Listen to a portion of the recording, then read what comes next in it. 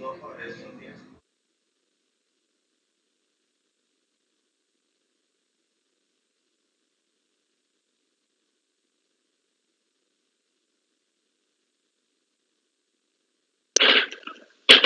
pessoal, boa tarde. Aí estamos agora iniciando o turno da tarde, dia 16 de julho, a turma 301 dos julgamentos.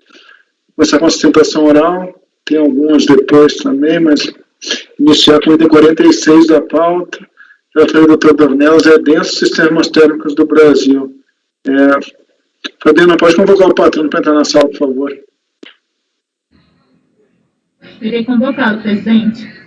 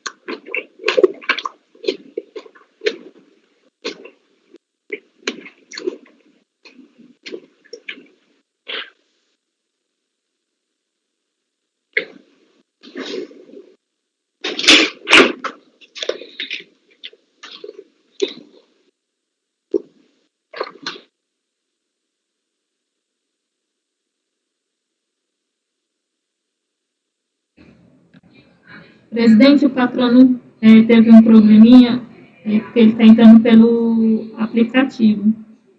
Uhum. Ele vai tentar de novo, porque eu mando o link e ele não está vendo. Não aparece o chat para ele. Entendi. A gente pode aguardar um pouquinho, não tem problema não. Tá bom, rapidinho.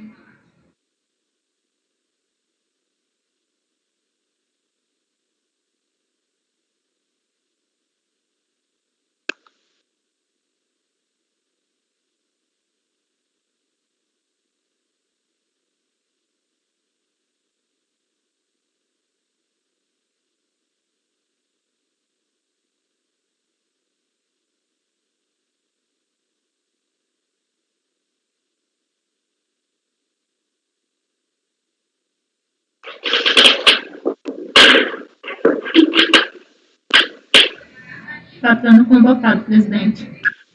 Obrigado, Fabiano.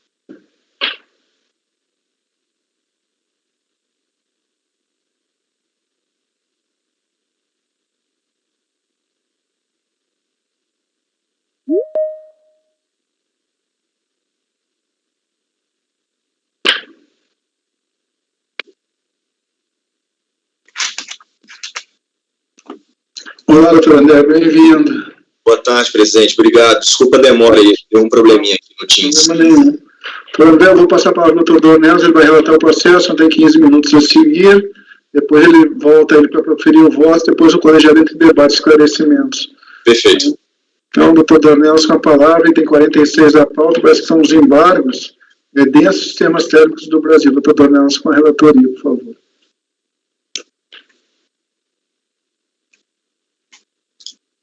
Acho que o microfone está desligado. Pronto. Boa tarde a todos, né? Trata o presente processo de embargo de declaração oposta pelo contribuinte contra o acordo dessa turma, por meio do qual os membros da primeira turma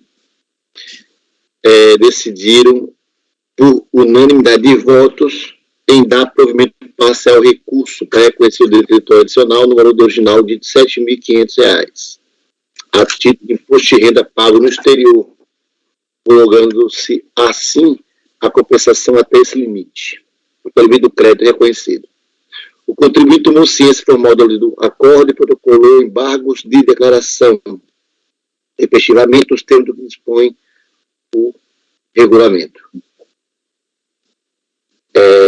Em suma, alega embargante haver omissão no acórdão embargado por ter a turma deixado se manifestar sobre o teor de uma petição e documentos juntados a partir das folhas 553 dos autos, que noticia a existência de decisão judicial proferida nos autos de ação anulatória que teria determinada a convalidação definitiva da compensação de estimativa da contribuição social sobre o lucro líquido, discutido no PAF de número final 2010-95.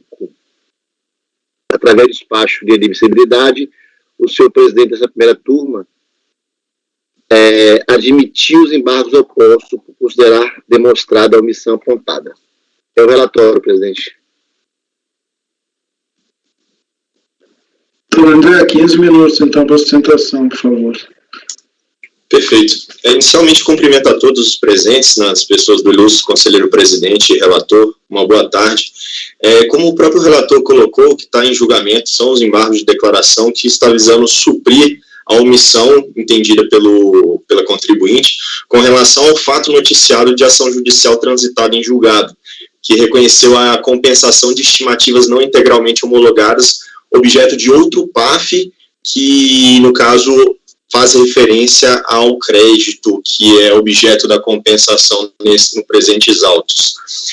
Vou fazer apenas uma digressão rápida antes de entrar nas razões do recurso, dos embargos, apenas para contextualizar. Então, a matéria discutida nos presentes autos trata-se de compensação, no qual foi apontado pela contribuinte saldo negativo de contribuição social sobre o lucro líquido relativo ao ano calendário 2005. Quando essa compensação foi analisada pela DRF, houve a homologação parcial, então, assim, o crédito indicado perfazia o valor de R$ 41.347,25. No despacho decisório foi confirmado apenas R$ 11.474,18, em razão de suposta insuficiência do crédito. A composição desse saldo negativo da contribuinte é feita por imposto pago no exterior, retenção na fonte, pagamentos de estimativa por DARF e estimativas compensadas com saldos negativos de períodos anteriores, sendo a controvérsia relacionada tanto à questão do imposto de renda pago no exterior, como também com relação às compensações de estimativa com saldos negativos de períodos anteriores. Quando houve o despacho, a contribuinte apresentou manifestação de inconformidade. Ao ser analisada pela DRJ, a DRJ deu parcial provimento à manifestação de inconformidade, reconhecendo um crédito adicional de 20.031,03. Em linhas gerais, a DRJ ela fez referência aos autos do PAF final 2010-95, do qual tratava de outras duas compensações que foram reconhecidas parcialmente, né, e essas compensações se tratam de estimativas do saldo negativo que a contribuinte indicou na compensação dos presentes autos. Então, houve, como dito, esse reconhecimento adicional. Por via de consequência, a contribuinte ainda irresignada interpôs o recurso voluntário, sendo que, num primeiro momento, o colegiado entendeu que, como a matéria discutida nos presentes autos dependia da definição do julgamento do processo final 2010-95, foi convertido em diligência para que esses autos, do item 46, permanecesse aguardando a definição daquele processo. Então, logo houvesse o julgamento daquele processo, fosse juntado nos autos o acórdão com a decisão definitiva. Ocorre que, tendo em vista que naqueles autos não houve o provimento do recurso voluntário, ou seja, não foi reconhecido a questão da homologação das compensações realizadas, o feito do item 46, que está agora em julgamento, foi levado à sessão no dia 17/6/2020, tendo sido dado parcial provimento ao recurso voluntário, apenas para reconhecer o direito de crédito adicional do imposto que foi pago no exterior, no valor de R$ 7.518,02, uma vez que entendeu o colegiado, à época, que restou demonstrado o efetivo pagamento do imposto no exterior, com base na documentação que a contribuinte junta, né, das retenções, e que houve o oferecimento das receitas correspondentes à tributação, em razão da demonstração dos livros contábeis e dos esclarecimentos relativos ao erro de preenchimento da DIPJ. Contudo, permaneceu a manutenção da parte da glosa relativa à estimativa compensada relacionada à DECOMP que consta nos autos do PAF 2010-95, subsistindo, então, no presente processo, a não homologação de um valor residual de R$ 2.323,78. A contribuinte, à época, até trouxe, em suas razões de defesa, a referência ao parecer normativo COSIT, número 2 de 2018, que traz o entendimento que, quando o despacho decisório ele não homologa a compensação de estimativa for proferida após o encerramento do ano calendário daquela estimativa, como é o caso dos autos, a parcela devida, como ela será cobrada pela Fazenda Nacional, é possível reconhecimento da composição daquele saldo negativo. Porém, não foi o que prevaleceu no entendimento, uma vez que o entendimento do relator à época era no sentido de que não se mostrava razoável reconhecer um indébito tributário sem que o crédito referido tenha sido efetivamente extinto, ou seja, sem que a compensação em si da estimativa tivesse sido homologada. Ocorre que a contribuinte, antes dessa sessão do dia 17/6/2020, precisamente no dia 9/6, ela apresentou uma petição comunicando a essa turma julgadora a existência de um fato novo com relação a uma ação judicial que tinha sido ajuizada, buscando reformar o resultado final do processo de final 2010-95, ou seja, antes mesmo da sessão de julgamento. Contudo, esse fato novo que foi noticiado não foi apreciado naquela sentada, motivo pelo qual entendeu que restou ocorrida omissão e ensejou a interposição dos presentes embargos de declaração. Então, a contribuinte está entendendo aqui que existe uma omissão em decorrência dessa petição noticiada, né, no dia 9/6, que nessa ação judicial propriamente dita houve a convalidação em definitivo da compensação de estimativas de contribuição social sobre o lucro, que era discutido no PAF 2010-95, e ela apresenta as principais peças dessa ação judicial, que já consta relacionada nos autos, ressaltando apenas que nessa ação judicial houve a dispensa de contestação pela PGFN, uma vez que nas informações que foram prestadas pela DRF, se reconheceu o saldo negativo e a compensação glosada. Então, assim, inclusive, houve o trânsito em julgado dessa ação judicial no dia 5 de março, e essa certificação de trânsito em julgado foi realizada no dia 2 de junho, ou seja, todas essas circunstâncias fáticas ocorreram antes da sessão de julgamento do recurso voluntário, no dia 17 de junho. Então, entende a contribuinte que, no caso, com o resultado final da ação judicial, restou, então, demonstrada a liquidez e certeza do crédito e se mostra devida a ser sanada essa omissão e, por consequente, ser reconhecido efeitos infringentes ao julgamento do recurso voluntário, para que seja dado provimento integral ao crédito e reconhecida a compensação declarada. São esses meus apontamentos, presidente, e fico à disposição para eventual esclarecimento de fato. Obrigado. Obrigado, doutor André. Doutor Orlando, toma a palavra para proferir o voto, por favor. Pronto, início, eu falo aqui que foi o mesmo relator do acordo recorrido. A turma teve a composição, mas o acordo recorrido foi de minha relatoria. Então, vamos lá. Além, os embargos intempestivos, alguém saiu? 2, 3, 4, 5. Mauritânia daqui. 1, 2. Era Lucas, ok. Os embargos intempestivos atendem aos demais requisitos de admissibilidade previstos no regimento, razão pela qual os conheço e passo a analisá-los. Então, é conhecido os embargos. Alega a embargante que o acordo recorrido incorreu em omissão por ter a turma deixado de se manifestar sobre o teor de uma petição e documentos juntados a partir da folha 553 dos autos, que noticia a existência de decisão judicial proferida nos autos de ação anulatória que tenha determinado a convalidação em definitivo da compensação de estimativa de contribuição social discutido no PAF final 2010-95. Lê-se da referida petição. Então, tem aqui a petição na íntegra, no que interessa, do embargante. Assiste razão embargante. Compulsão dos autos, verifique que o contribuinte solicitou a juntada da referida petição antes do julgamento. Então, só para contextualizar, o processo, ele foi julgado no dia 17, uma quarta-feira. Então, dia 9, na semana anterior, o contribuinte fez lá a juntada. E eu só admiti essa juntada, que eu não tinha visto isso aí, após formalizado o acordo.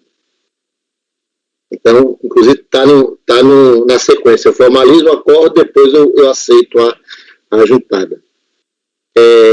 Compulsão dos autos, verifico que o contribuinte solicitou a juntada, de fato, da referida petição, antes do julgamento, apresentando cópia da petição inicial da ação anulatória número X, do andamento processual do feito, da manifestação por meio da qual a Fazenda Nacional abdicou de contestar as alegações da autora e da sentença proferida na ação judicial, favorável ao contribuinte e transitada em julgado. Analisando as peças juntadas, verifico que a citada decisão judicial foi proferida na data de 12 de dezembro de 2019 e que transitou em julgado em 5 de março de 2020, folha 592 dos autos. Não sendo apresentado, por conseguinte, o motivo do interessado ter esperado o processo ser incluído em pauta para apresentar as aludidas peças processuais para que o relator pudesse analisá-las e avaliá-las e com o fim de verificar se interferiu no julgamento no resultado do julgamento. De fato, consta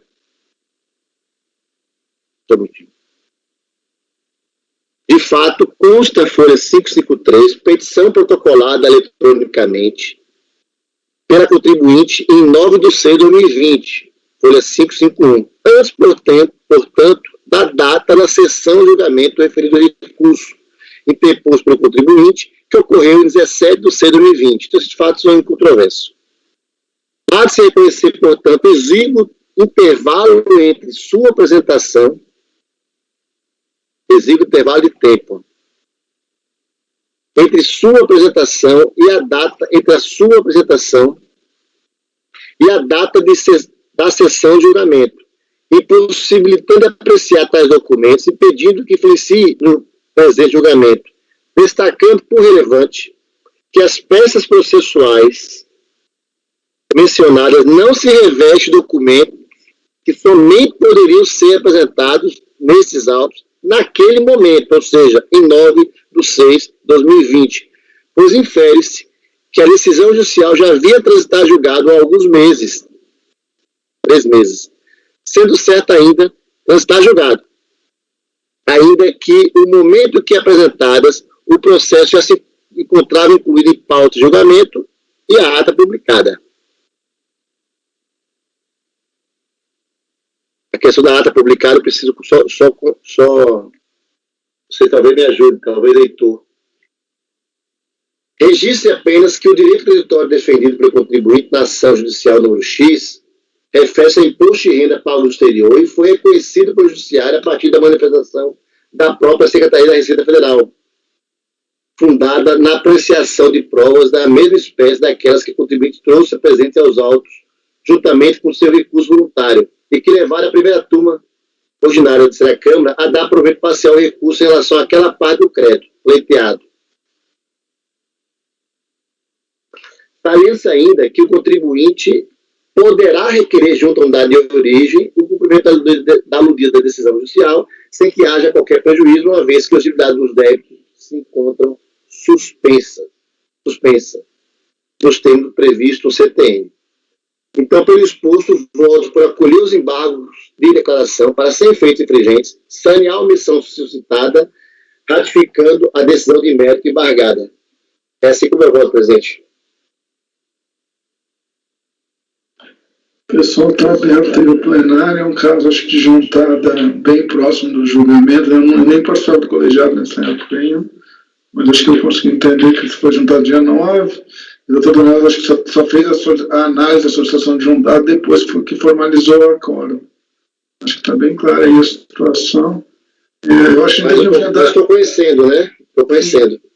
Sim, mas acho que porque o contribuinte ele pede a juntada anterior.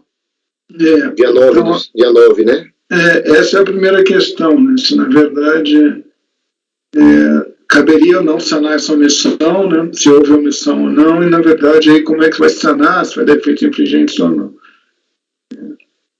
Porque não houve também uma coisa que eu ia perguntar, não houve sustentação oral, nada, né, doutor Leonel, nesse caso aqui, né, no julgamento anterior. Eu não lembro, presidente, eu não lembro. Talvez o patrono possa dizer, eu acho que não. Eu não sabia desse documento, não fui alertado do documento, tanto é que eu só fiz acolher depois. Mas, de todo jeito, eu estou acolhendo os embargos, sim, mas eu estou dizendo que o documento juntado próximo ao julgamento,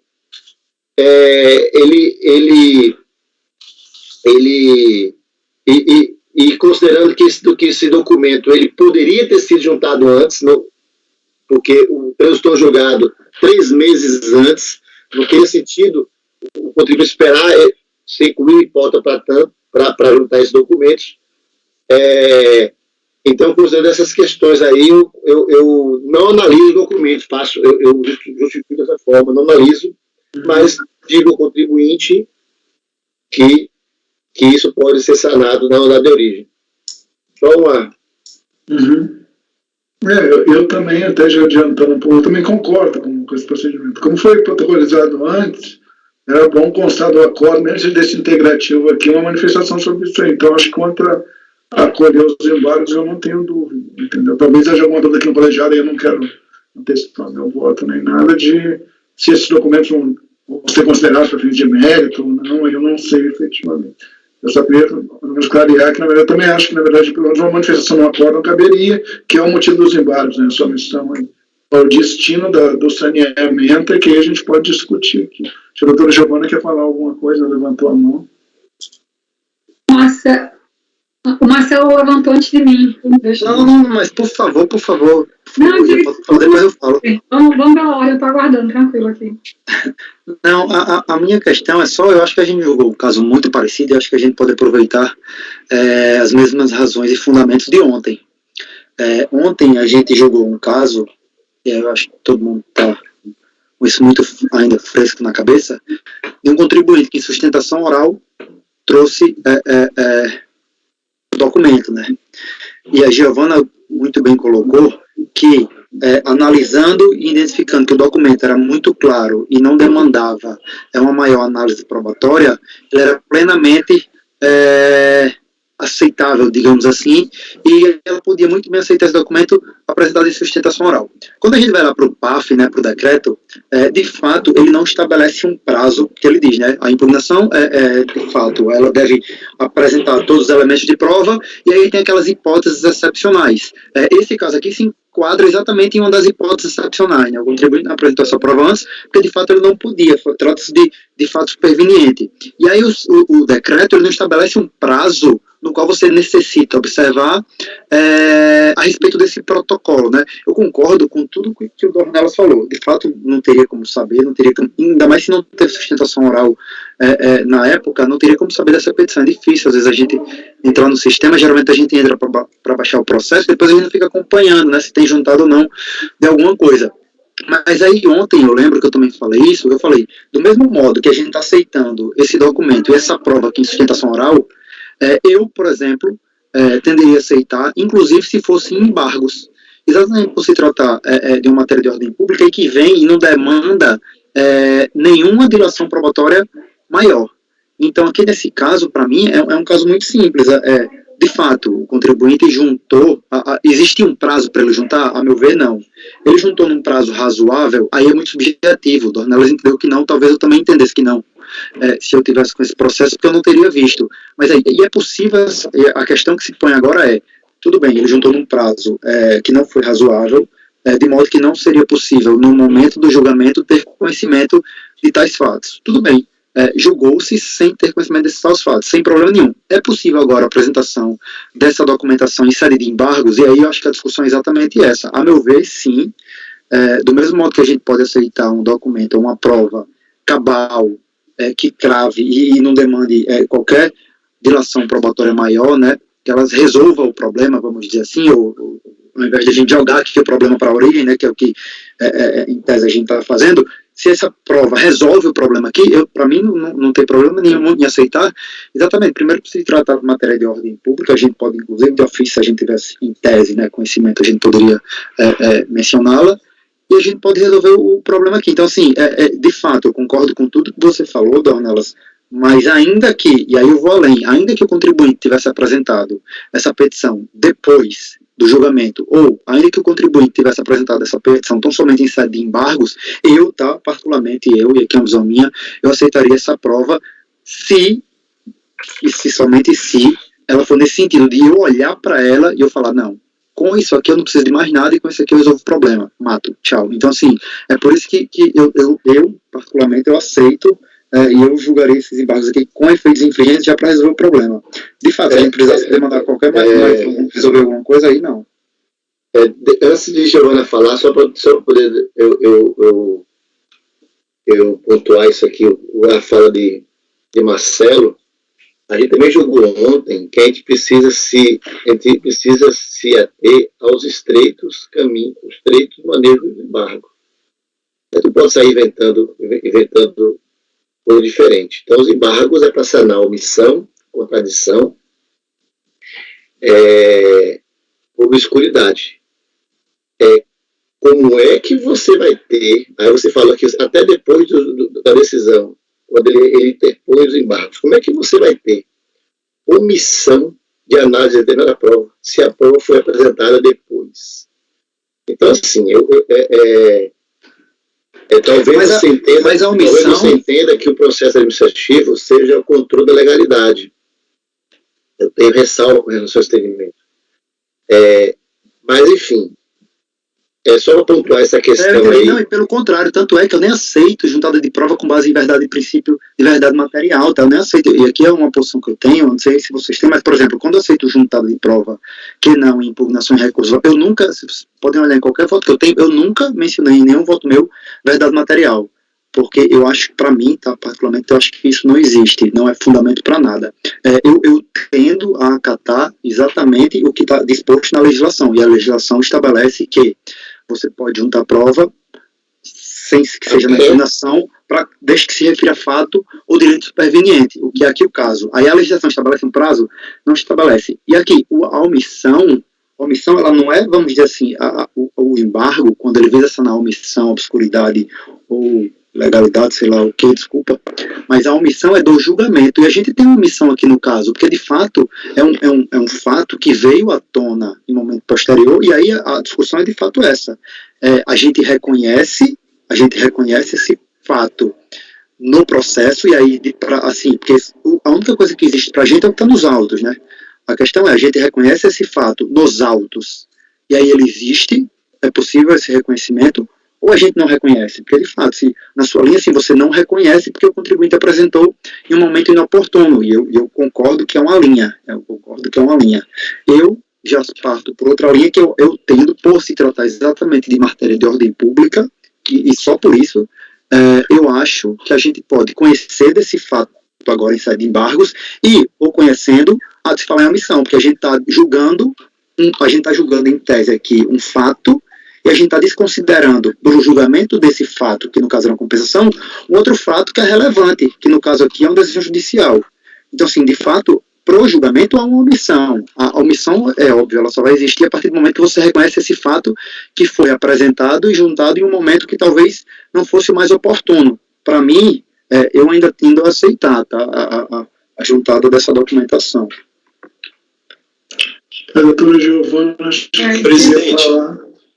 Por isso que eu deixei... Deixa a doutora Giovana se manifestar, depois eu dou a palavra, doutora André. Se for algum esclarecimento de fato, eu dou a palavra para o senhor. Deixa só a doutora Giovana, que eu acho que ela estava inscrita antes. É mais fácil falar depois, viu, Marcelo? Seguinte, em relação à questão do manejo dos embargos, eu acho que realmente a gente tem que se ater a realmente o objetivo dele. Não é omissão no julgamento, é omissão, contradição e obscuridade entre a decisão e seus fundamentos, né? Ou matéria sobre a qual o colegiado deveria se pronunciar e não se pronunciou. Nesse caso aqui, eu não acho que seja caso nem de omissão, nem de contradição, nem de obscuridade, nem acho que a gente tinha a obrigação de se manifestar sobre essa prova apresentada uma semana antes do julgamento, já com ata publicada. E veja, o conselheiro Dornelas, ele colocou um argumento a mais. Essa prova ele podia ter juntado 5 meses antes. Ele juntou uma semana antes do julgamento. Independe, se o trânsito em julgado tivesse sido exatamente no dia que ele trouxe, dizendo assim, não, ele não trouxe 5 meses antes, porque ele só transitou em julgado aquele dia, ainda assim, eu entendo que essa prova foi, digamos, num momento inoportuno. E aí, por que eu digo inoportuno? E a gente julgou aquele processo ali da certidão negativa. A certidão negativa, ela era clara, ali a reconhecer o direito naquele processo. Essa prova, neste processo agora, ela é, inclusive, inoportuna. Por quê? Porque veja que essa ação judicial transitada em julgado não é sequer para reconhecer uma estimativa, um crédito desse processo.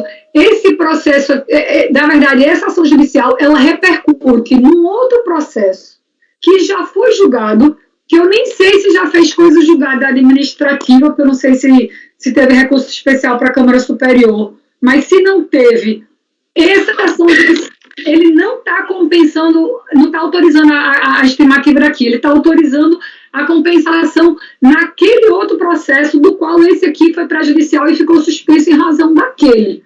Então, eu estaria reconhecendo uma prova para, inclusive, alterar uma coisa julgada. Eu, administrativamente, porque aqui é um julgamento administrativo, alterar um outro processo que provavelmente já teve o trânsito em julgado administrativo. Então, eu acho que, por todo o contexto, essa prova ela foi apresentada em um momento inoportuno. E eu acho que a solução se dá pelo que o conselheiro Dornelas colocou no voto dele. Se trata de uma decisão judicial se cumpre. A unidade de origem vai tratar de rever aquele processo que foi julgado. Acho que só o patrão caiu, né? E a gente espera ele voltar enquanto a gente discute aqui, e vai fazer refletir nesse processo aqui. Mas não cabe a gente alterar o resultado do julgamento que tomou por base um outro processo e já tem um trânsito julgado administrativo. E aí, mas aí é o problema de sobrestar, né? Os processos e não aplicar o parecer. Aí é exatamente o... Sim, mas isso pode ser cumprido na origem. A origem, quando pegar essa decisão judicial, ele altera aquele processo sobre o qual a ação judicial se refere, que ele não se refere a esse, se refere ao outro, e fazer o devido reflexo nesse. Agora, a gente tem aqui, considerar que realmente houve uma omissão do colegiado, porque não se manifestou acerca dessa prova. Não houve omissão. E aí é aquela história, eu acho... Inclusive... A gente tem, desculpa, a gente tem uma formalidade moderada, mas a gente tem um prazo, que o recurso voluntário é um prazo preclusivo, né? A questão da prova, a gente até flexibilizou no processo, né? Ontem a gente flexibilizou e aceitou, mas naquele processo ainda não tinha havido coisa julgada, a gente vai estar recebendo uma prova para alterar uma coisa julgada no outro processo, porque a gente não está alterando nesse aqui não, eu queria deixar isso claro para vocês. A ação judicial versa sobre uma estimativa que foi compensada num outro processo. E daí um saldo negativo para refletir nesse aqui. Então eu queria que baixar a inteligência, esperar o resultado daquele para refletir nesse aqui. Eu acho que nesse caso primeiro, eu votaria por não conhecer o embargo, acho que não houve omissão, contradição, obscuridade, nem acho que o conselheiro deveria ter se manifestado, o colegiado, né, não, na verdade, não o conselheiro colegiado deveria ter se manifestado sobre esse documento, entendeu? Se tivesse sido juntado, mais do que ele diria, foi juntado em momento inoportuno, mas eu não vou analisar. Só para poder aproveitar a fala de Giovana, é o seguinte, meu primeiro voto, eu até coloquei alternativa, se vocês viram, pegarem meu primeiro voto é por não conhecer os embargos. De fato, eu entendo que não há omissão. Eu conheci com respeito até o despacho da admissibilidade. Então, eu conheci, não entrei nesse mérito, porque eu também entendo que não há omissão, né? Nem para conhecer. Então, eu acho que nesse sentido fica mais coerente não conhecer. Assim. Presidente. Doutor André, é esclarecimento fático, né, doutor? Você estava inscrito, então eu vou permitir, tá? Pode. Fático, mas eu só peço desculpas antes de eu fazer o esclarecimento, é porque eu caí aqui, realmente eu não vi nem a conselheira Giovana falando, tá? Mas quando o doutor Marcelo estava se manifestando, eu só queria pontuar que o esclarecimento de fato, pelo fato de ter ocorrido, realmente, como o relator colocou, o trânsito em julgado no mês de março de 2020, só que a certidão nos autos, ela somente foi juntada no dia 2 de junho, sendo que a manifestação no processo aqui foi feita no dia 9 de junho. Então, assim, por mais que houve esse tempo exíguo, igual o relator colocou, mas a contribuinte só apresentou isso depois que ela teve a garantia que foi certificado nos autos da ação judicial. E isso está nas folhas 592 do processo do PAF. Eu tenho entendimento realmente não conhecer o recurso. Em face das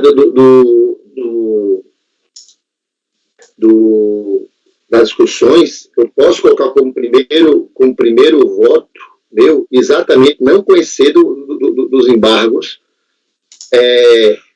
exatamente sobre qual o fundamento. Eu vou resumir aqui o voto que eu fiz de forma alternativa aqui. Qual é o fundamento? Que não há um limite estreito nos embargos e não há obscuridade, contradição ou omissão. Bem na linha do que nós decidimos com relação à matéria de ordem pública, Giovana, ontem. Então, eu não tenho como me manifestar sobre um documento que eu não tinha conhecimento no momento que eu estava julgando. Seja o patrono, embora ele tenha pedida juntada no dia 9, esse só veio para os autos depois que eu não formalizei esse acordo, nem em sustentação eu fui alertado desse fato.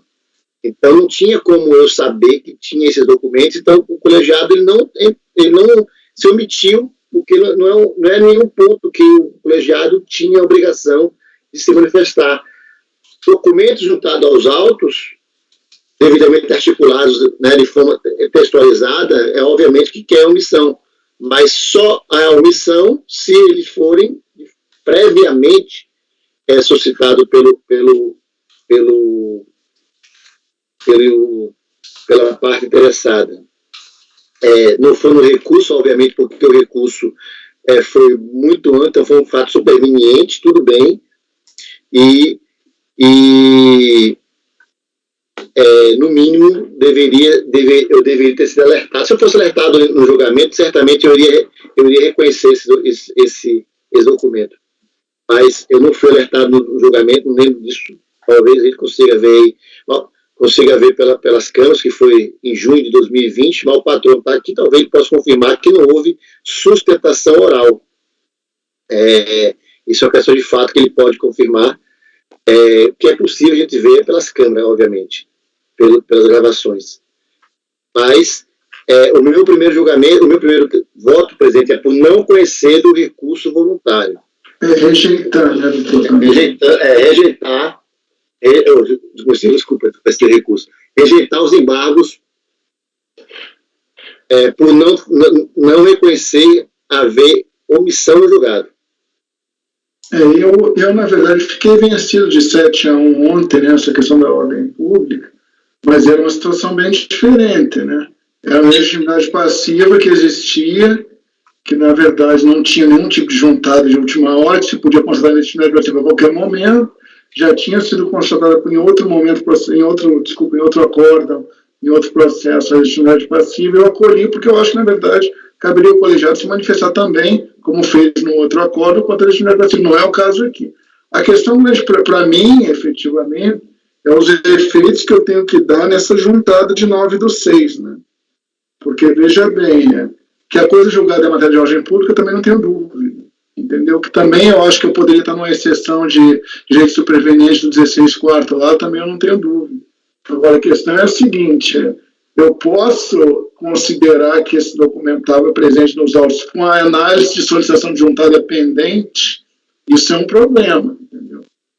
Porque qual era a situação? Estava no meio do caminho. Ele estava protocolizado pelo contribuinte, mas não tinha sido juntado aos autos formalmente, porque o doutor Donella só deu a solicitação de juntada ok quando depois formalizou o acordo. Né? Então, estamos debatendo um pouco aqui. Porque uma coisa é o contribuinte fazer a solicitação de juntada, outra coisa é ter sido analisado, ter sido juntado aos autos. E nesse caso aqui isso faz diferença, porque um ocorreu antes do julgamento e outro depois, entendeu? Ou seja, eu vou reconhecer como prova tudo que tenha sido, não foi analisada a solicitação de juntada, e foi a solicitação, só a solicitação de juntada foi feita pelo contribuinte, esse é o X da questão. Eu também nunca me deparei com essa questão, sendo bem sincero com você, de se eu dou efeito à solicitação de juntada ou não, efetivamente. Eu ia até vou fazer uma observação.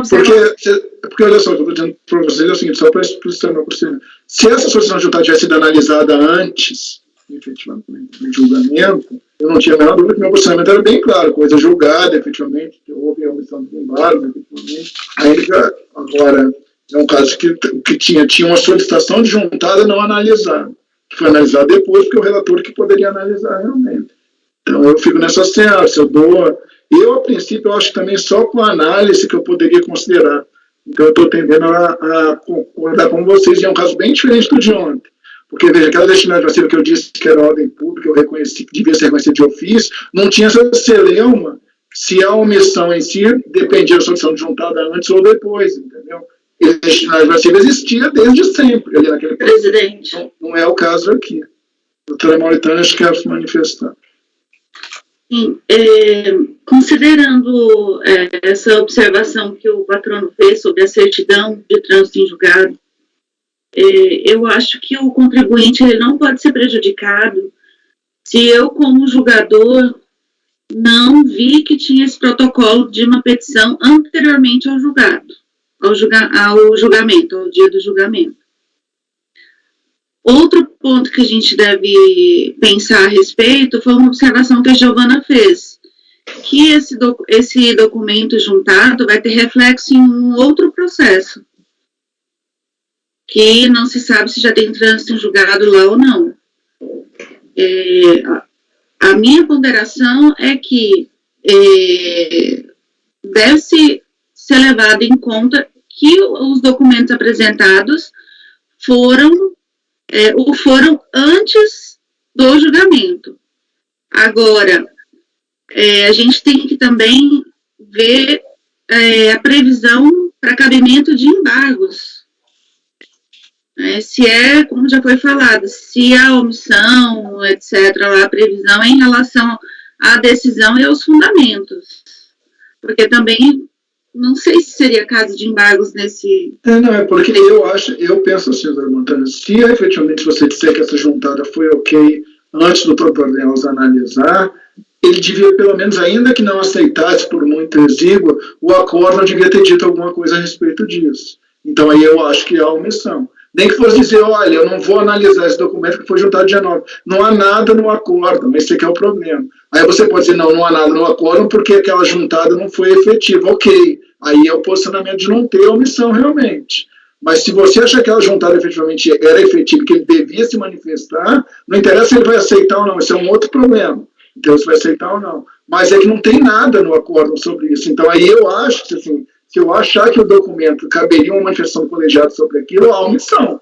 Porque, na verdade, eu digo, olha, a juntada do dia 9 foi boa, contribuinte não poderia ser prejudicado que o doutor olhou, então ele deveria ter se manifestado sobre o documento. Aí o problema é que isso aí fere um pouco essa tese que estava sendo levantada aqui, de não haver omissão, entendeu? Porque o que acontece? Se você disser que a juntada é boa, eu penso assim, tinha uma prova no processo que o Código não falou nada a respeito dela. Nem que fosse dizer, olha, o reflexo é em outro processo, então eu não vou analisar aqui, como a doutora Giovana falou, mas tinha que ter uma linha a respeito disso. Então, aí o problema é o seguinte, você pode dizer, não houve omissão se não tinha nada nos autos capaz do doutor Donelas olhar e se manifestar.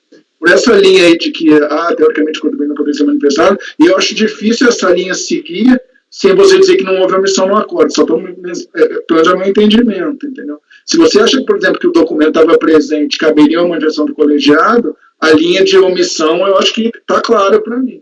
Aí é um posicionamento. O outro diz o seguinte, não, como o documento foi juntado muito próximo do julgamento, ele não caberia ao doutor Nelas, nem ao colegiado, nem se manifestar sobre ele. Ok. Aí é o posicionamento de rejeitar os embargos. Eu penso assim. Entendeu? Mas por isso que eu falei, eu acho que o cerne, para mim, é a validade dessa juntada do dia 9. Se foi válida, nem que fosse para dizer, não, eu não vou aceitar, porque foi muito em cima do prazo. Aí eu acho complicado, entendeu? Assim, são dois posicionamentos que eu vejo só. Não vejo como ter um terceiro. Alguém quer se manifestar ainda mais para eu falar sobre o voto? Que é o seguinte, me parece que são três posições, né? Pela rejeição, então está lá de cá. Tem um no meio, que é você acolher os embargos e reconhecer o tempo exíguo de apreciação dos documentos. Então, mas houve omissão, então, reconhecer que aquele ato do contribuinte de solicitar a juntada ocorreu antes, então ele não pode ser prejudicado com isso aí. E o outro extremo, do lado de lá, é você reconhecer, analisar ao mesmo tempo exíguo e você dar efeito infringente, etc. Então é o seguinte, eu vou me posicionar no meio, certo? Eu vou, então, em definitivo, vou acolher os embargos até para poder não prejudicar o contribuinte. Eu estou reconhecendo nesse voto que eu li que o contribuinte ele fez o requerimento de juntada desse documento, ainda que seja feito de forma inoportuna, enfim, vamos discutir isso também, se for o caso, mas fez um tempo que não dava para me manifestar, eu era com o voto pronto, eu não fui alertado no julgamento, foi inoportuno. Eu não tinha como manifestar sobre os documentos. Não é um documento caracrachá de DAF lá que eu reconheço. É um transjulgado que interferiu no outro processo que esse é a pessoa de cá. Então, eu vou ter que fazer um caminho aí. Então, eu não daria para eu poder... Se todo contribuinte começar a juntar documento assim, eu não consigo mais julgar. Claro que isso aí é extremo também, eu não vou entrar nessa linha de argumentação. Então, eu vou me posicionar no meio, gente, então, certo? No meio, como o voto que eu fiz, eu vou conhecer dos embargos, não vou deixar sem conhecer os embargos, reconhecer que o contribuinte fez a juntada antes, então conheço e coloco essa observação que eu fiz quando eu li o voto. Tá claro, né? Então, você vai admitir os embargos, mas vai admitir acolher sem efeitos infringentes, né, doutor Janel? Eu vou admitir os embargos, mas eu vou reconhecer que a sua juntada foi no exíguo tempo que não dava para... Momento inoportuno que não cabe mais, até porque ele teria que causar impacto, porque essa prova que ele junta não é deste processo, é do outro, do processo prejudicial, né? Tem mais essa, assim, na verdade, esse trânsito em julgado não diz respeito a uma ação, uma compensação aqui, mas no outro, né? É um processo prejudicial. Então, na verdade, você vai admitir por omissão, por não ter se manifestado quanto àquele documento, e nesse sentido... abre aqui o precedente bem razoável, que todo mundo que agora chegar e ver a juntada vai ter que reconhecer a omissão, vamos lá, mas eu reconheço que eu não tenho que depois do processo pautado,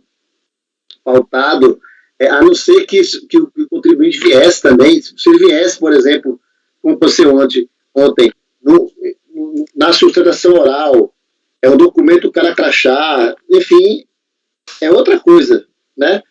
De ordem pública e tal, enfim, que não é o caso aqui.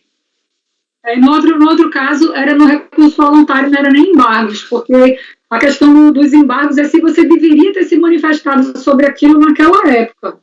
Tem isso. Eu vou fazer o seguinte, a gente teve, inclusive, até uma reunião que se falou sobre essa questão da solicitação de juntada. E quando o contribuinte justamente junta alguma prova, algum requerimento próximo à data do julgamento do processo, ou na véspera do julgamento do processo, ou até no dia do julgamento, que eu já tive na época do presencial lá, eu já cheguei lá no dia do julgamento e o patrono chega dizendo, olha, eu solicitei a juntada de um documento no processo. Né? No caso, aquele documento termina sendo anterior à formalização do acordo. E aí, o que eu já fiz? Eu fiz exatamente isso que o conselheiro Dornelas fez. Aquela prova, ou a petição, ou seja, o que for, foi a destempo, mantenho o meu acordo e formalizo depois. Que pelo histórico, até abriu o processo aqui para ver, o que acontece é isso, a gente tem um acordo e tem a juntada da petição, ainda que tenha sido solicitada antes, mas ela só foi juntada depois.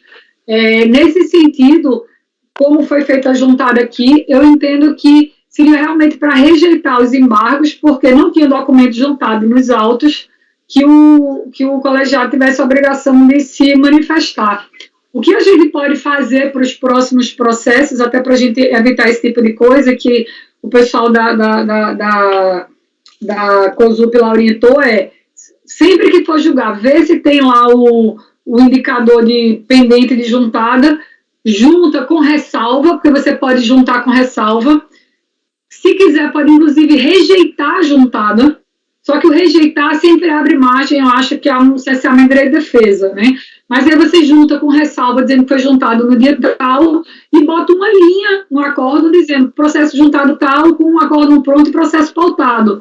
E aí eu acho que a gente até evita esse tipo de discussão aqui, mas neste caso específico, como o documento não foi juntado antes, né, então eu acho que não existia obrigação do colegiado se manifestar sobre um documento que não estava juntado aos autos, até porque quando a gente fala dos embargos, os embargos de declaração é a decisão do colegiado, e enquanto o documento não é juntado, só quem tem acesso àquele documento é o relator, os outros membros do colegiado não têm acesso àquele documento, então é como se estivesse me obrigando como membro do colegiado, a me manifestar sobre um documento que eu não tinha sequer acesso a ele.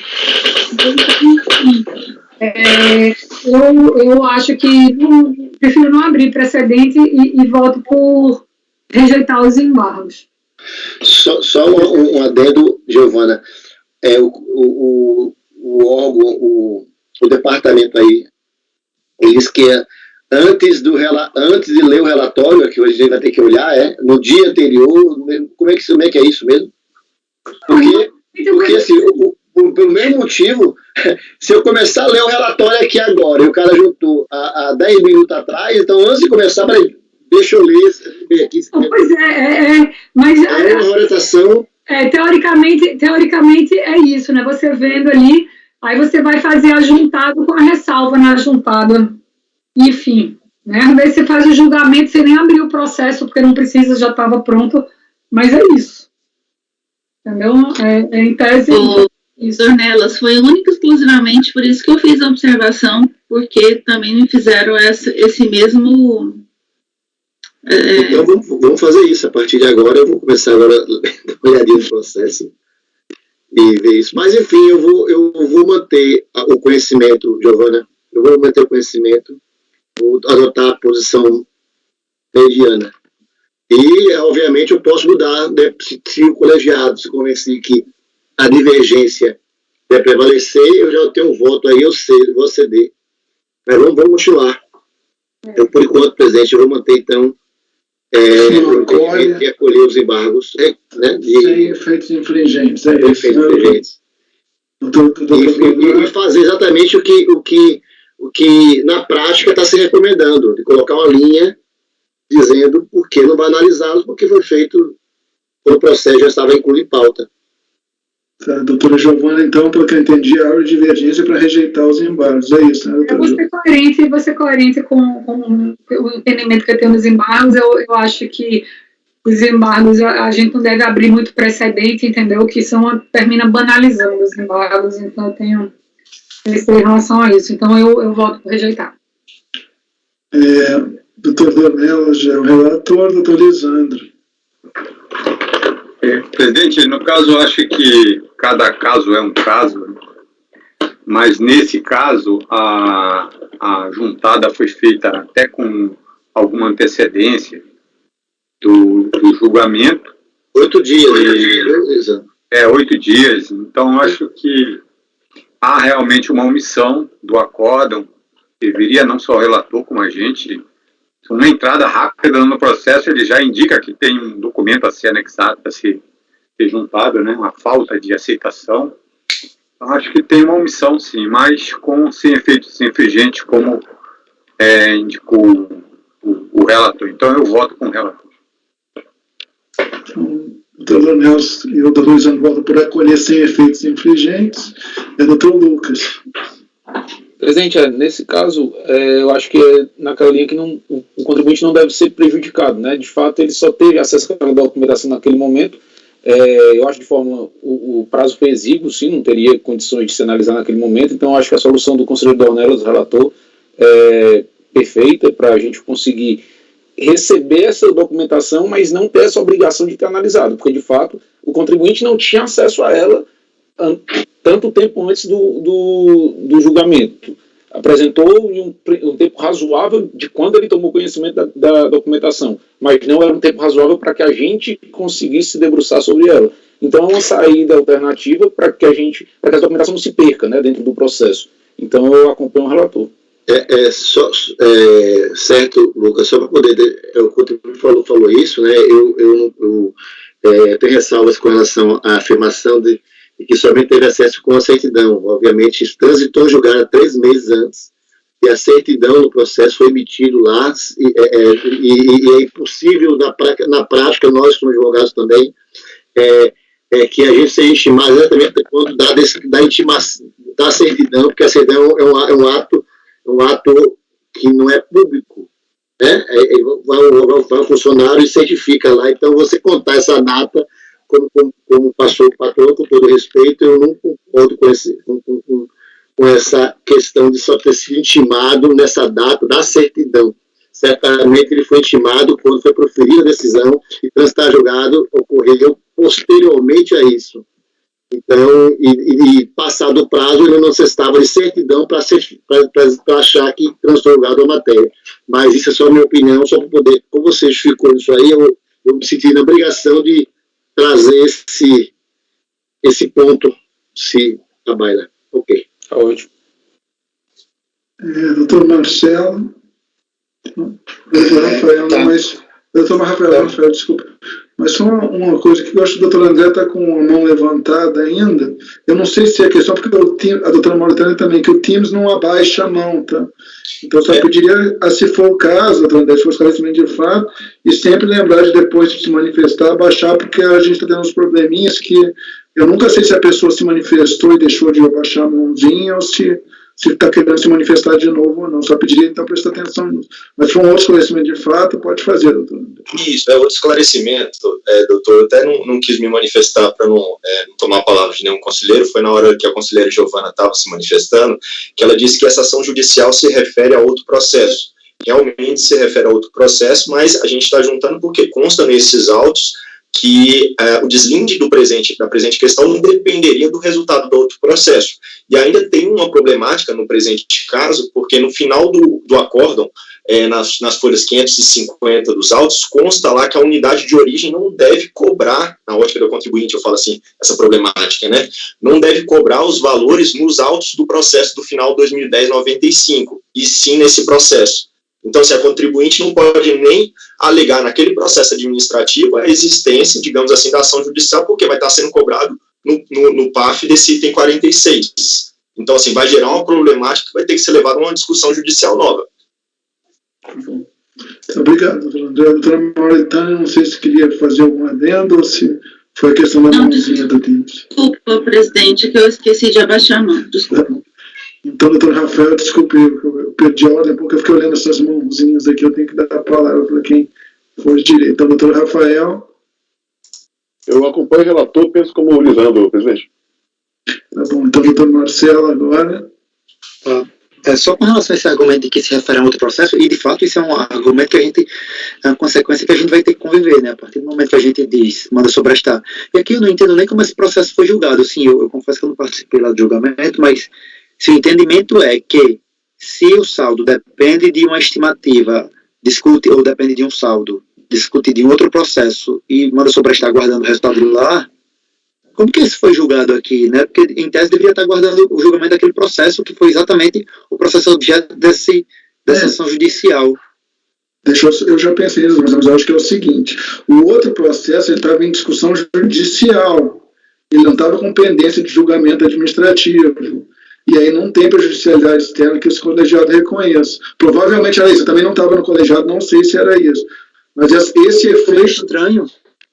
Porque esse efeito do processo AB, nesse processo que a gente está julgando aqui, ele foi judicial.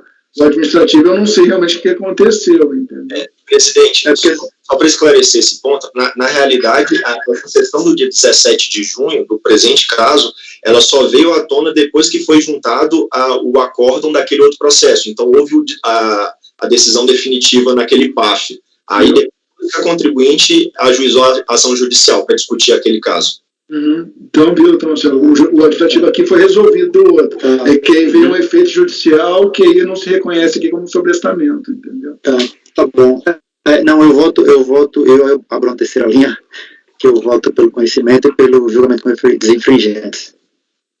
Tá bom. Então, a doutora Mauritânia agora. Eu acompanho o relator, presidente. Eu também vou acompanhar o relator. A principal coisa que também me motiva aqui é o seguinte: essa decisão do trânsito em julgado ela poderia ter ocorrido muito depois desse julgamento aqui.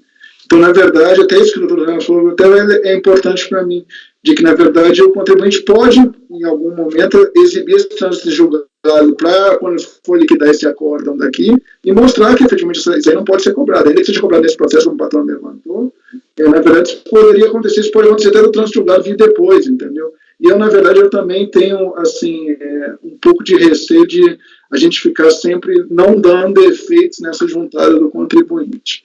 Porque, na verdade, assim, a gente vai efetivar muita coisa de protocolo, né, efetivamente. Então, na verdade, assim, eu me sinto um pouco não dando efeito ao protocolo se eu rejeitasse, como a doutora Giovana fez. E isso aí, eu não, particularmente, no meu entendimento, não é uma coisa muito boa, entendeu? Porque, na verdade, eu sei que tem outros lugares que, para mim, o que vale é o protocolo.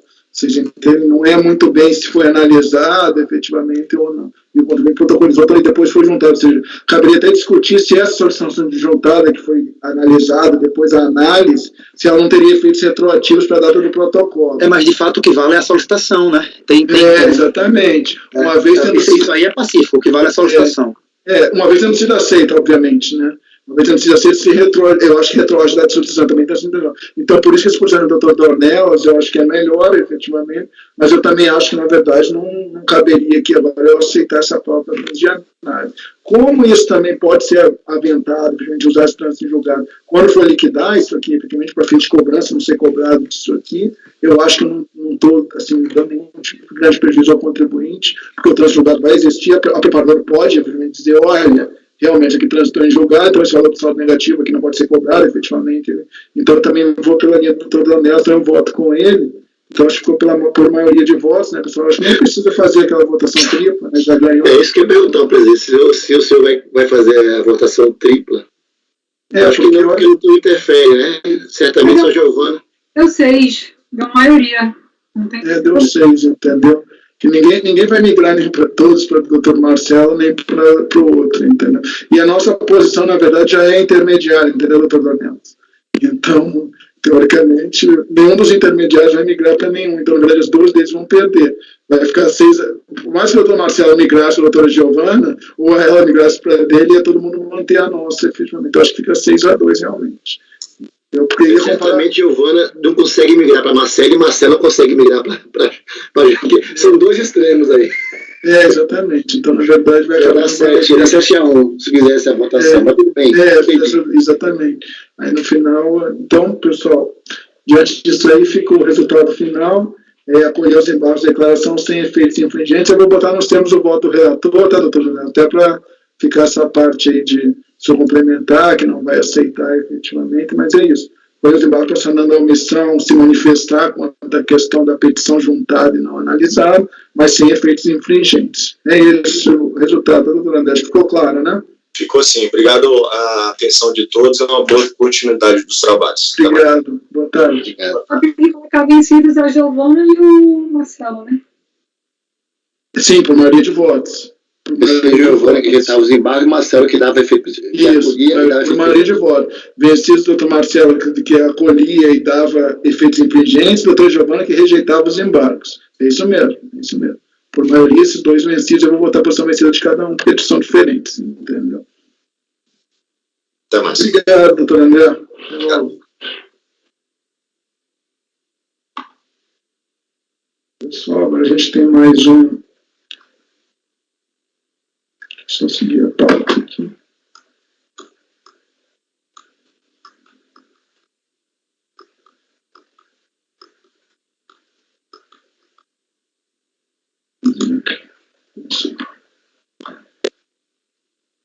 Eu acho que agora tem que ver se aquela patrona está presente a Fabiana.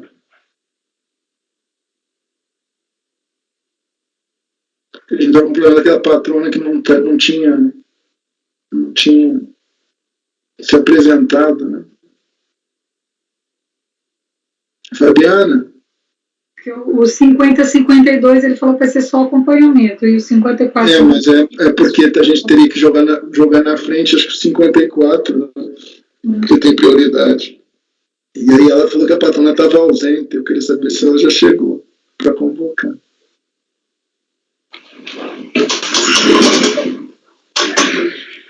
Fabiana?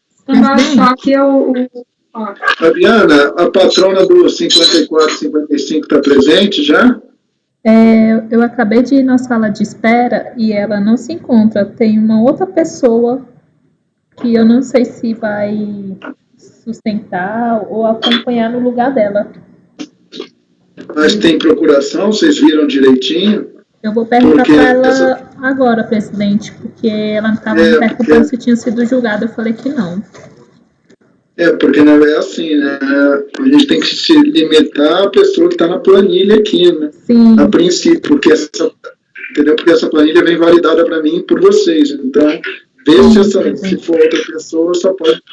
Depende da Natasha, ver como é que... Senão ela assiste o julgamento, mas acompanhar aqui em plenário não poderia. Se ela tiver, se a procuração nos autos, se ela tiver, pode ou não?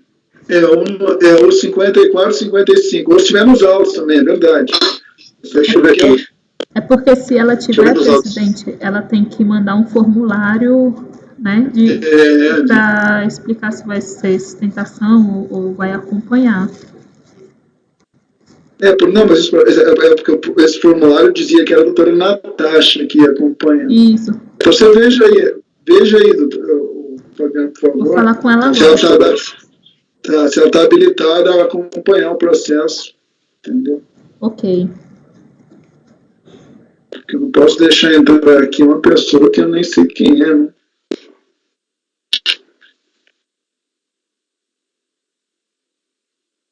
Porque isso aqui tem alguma formalidade, isso aqui tem a OAB da pessoa, isso foi validado. Não sei se vocês se lembram que no presencial a gente pedia isso aí, tinha todo um trâmitezinho para a pessoa entrar em plenário e sustentar, né?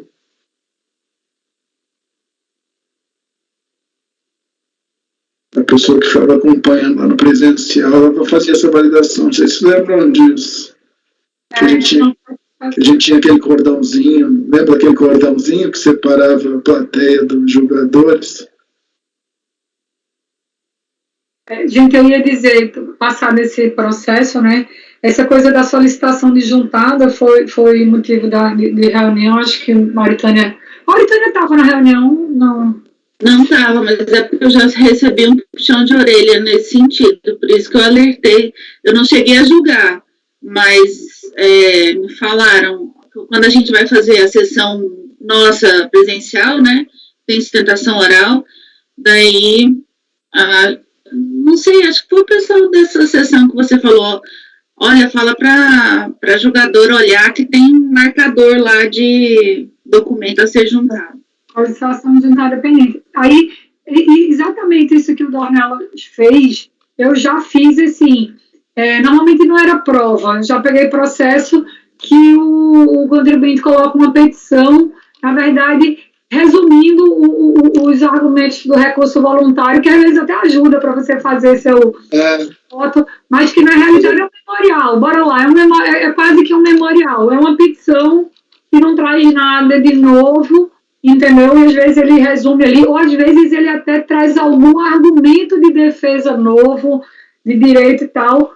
e assim, chegar em cima da hora. Então, eu já fiz isso nessa data que eu já com o processo pautado, eu vou manter o meu acordo, e para não haver alegação de que tinha petição juntada nos autos, eu disse, não vou juntar, vou juntar depois. Fiz isso.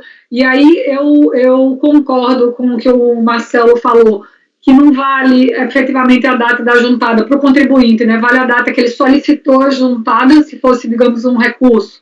Vale a data que está querendo falar. Oi, Fabiana. Presidente, acabei de falar com a doutora Karen e ela falou que o senhor dá um minutinho que ela vai falar com a doutora Natasha para poder entrar, porque ela estava num julgamento também. Tá, então eu vou fazer o seguinte, Fabiana, eu vou fazer aquele do acompanhamento, do 50 ao 52, depois a gente faz o 54 e 55, tá?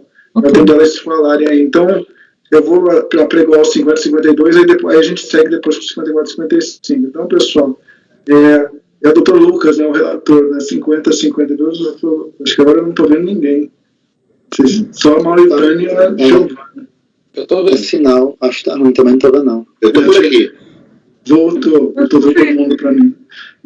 Então, pessoal, então em apreciação, agora a gente vai fazer os 50 ao 52, que é do Dr. Lucas, é só acompanhamento. Empresa Brasileira Industrial, Comercial e Serviços Limitada. Fabiana, então pode convocar o patrão do 50 ao 52, por favor. Ok, presidente, farei a convocação.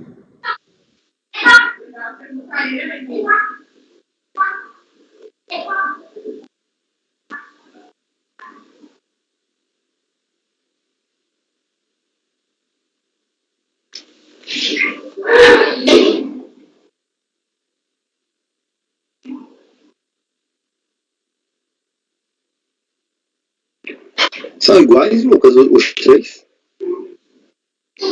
Os meus 50 e 52, né? O outro os 52 são distintos.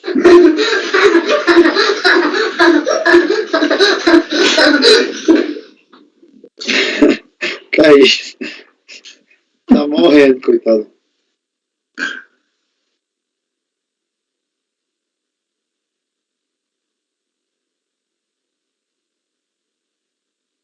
Na verdade, o 51 é paradigma, né? Do 50. O 50 é repetitivo. O paradigma é o 50. É o repetitivo do 50. Patrono convocado, presidente. Obrigado.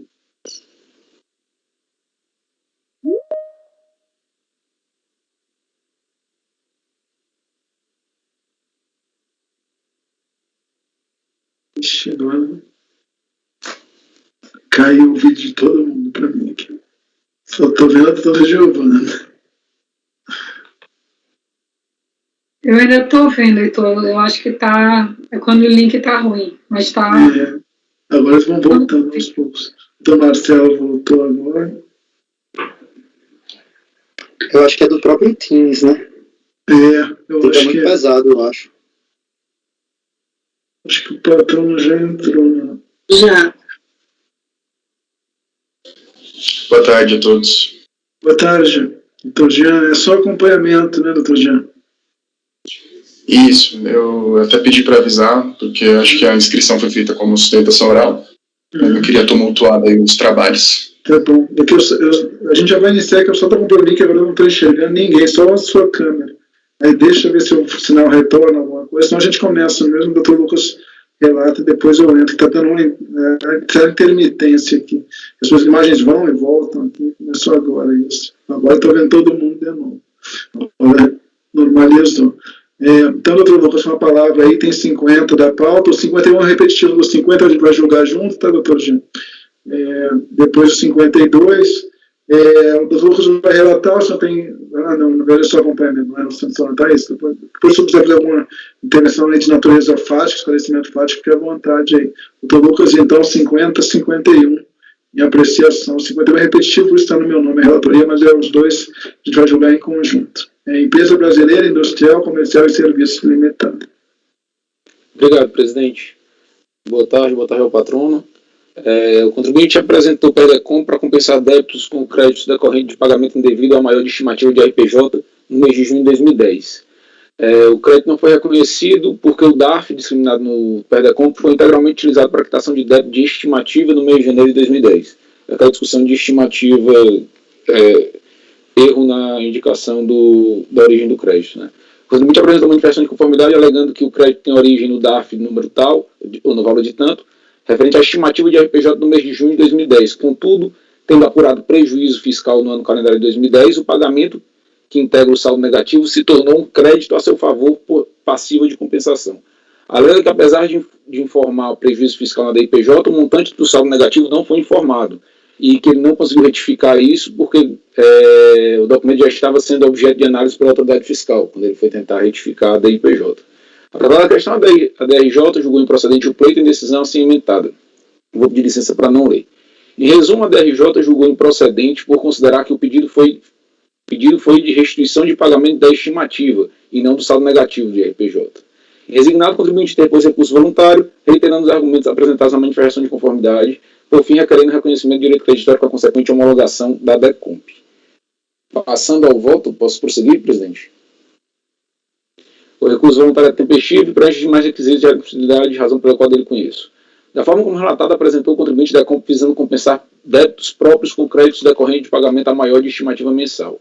Afirma a decisão recorrida que o pedido de compensação pleiteado foi indeferido porque o crédito oferecido foi o pagamento de uma estimativa de RPJ, cujo débito estava declarado em DCTF.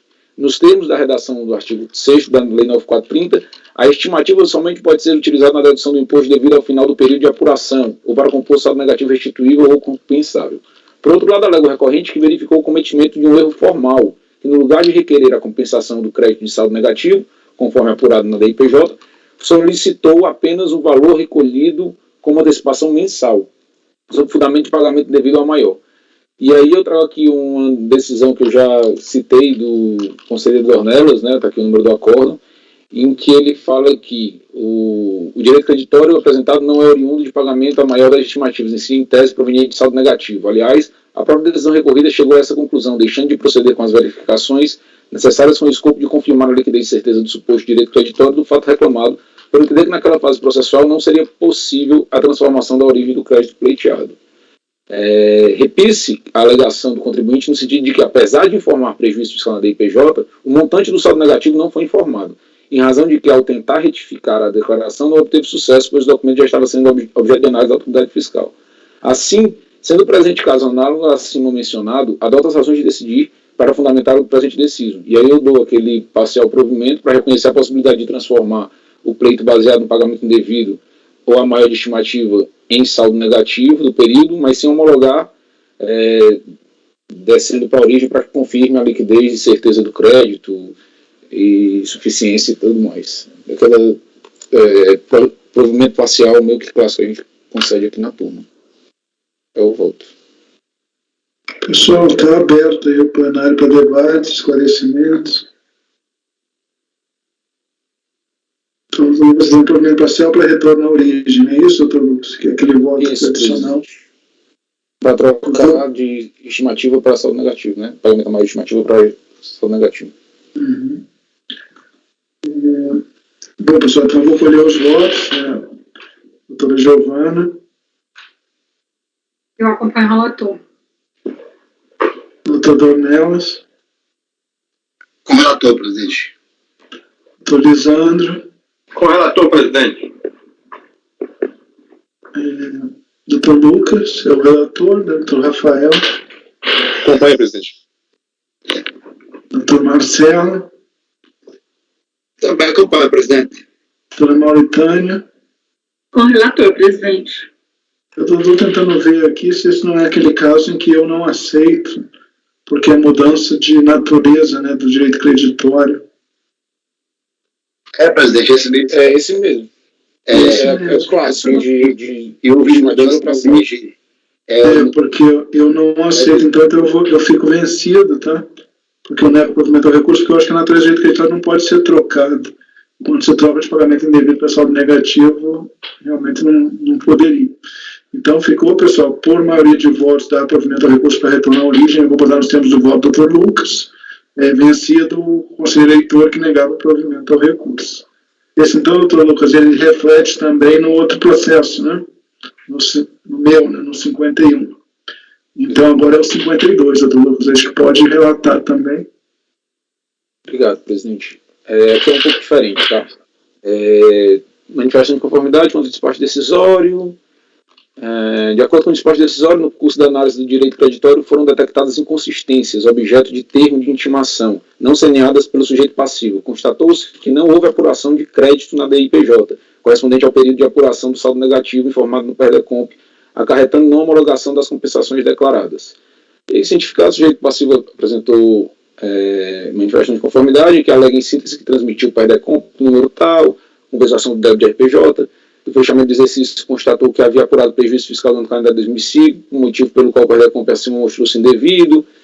E eu vou passar aqui para frente, que o que interessa vai ser a partir da DRJ. Que ao tratar da questão, a DRJ julgou parcialmente procedente o pleito, por entender em suma que inicialmente extrapola a competência desse colegiado qualquer consideração concernente ao débito indicado na DECOMP. A apreciação por esta instância de julgamento limita-se ao direito creditório apontado no PERDECOMP número tal, o que será feito a seguir. No caso, como relatado, a interessada foi intimada a sanear as inconsistências detectadas no curso da análise do PERDECOMP. Ou seja, aquele entendimento que em alguns acordos a gente aqui utiliza, de que a autoridade fiscal teria que intimar ele previamente para adequar a inconsistência das declarações, isso foi feito aqui, tá? Foi intimada a sanear as inconsistências no curso da análise do PERDECOMP em questão e não tomou oportunamente as providências devidas. Não obstante, tendo em vista a DIPJ do exercício 2005 ativo nos bancos de dados da administração administrados pela Receita, as informações prestadas pela fonte pagadora número tal, mediante DIF, a razoabilidade da alegação da interessada sobre o abrigo do princípio da verdade material norteador do processo administrativo fiscal entende-se pertinente rever a análise do direito creditório, considerando inclusive as inconsistências detectadas. Ou seja, a DRJ superou a eventual óbice e analisou a matéria.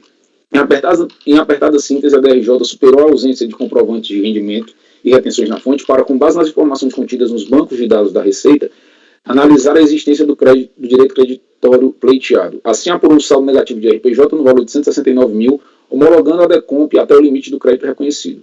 E resignado, o contribuinte depôs recurso voluntário, reiterando os argumentos apresentados na manifestação de conformidade, em especial que transmitiu o DECOMP número tal para a compensação do débito de RPJ no calendário 2005 no valor de 259 mil, com crédito de saldo negativo de RPJ apurado no ano calendário 2004.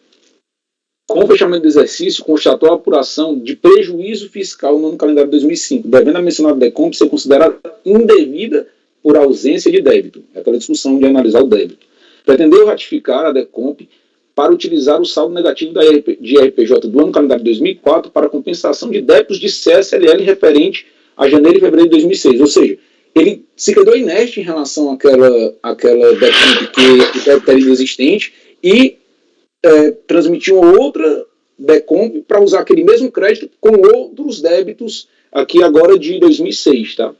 O qual não foi admitido tendo em vista a impossibilidade de inclusão de novos débitos à declaração original. Devido a antes ele tentou retificar. E aí, não admitida a retificadora, o recorrente afirma que houve por bem desconsiderá-la e utilizar o crédito para compensar outros débitos. Assim, transmitiu outras 3 DECOMPs para utilizar o crédito de saldo negativo de RPJ de 2004, com débitos de COFINS de fevereiro de 2008, PIS e COFINS de março de 2008 e PIS de maio de 2008.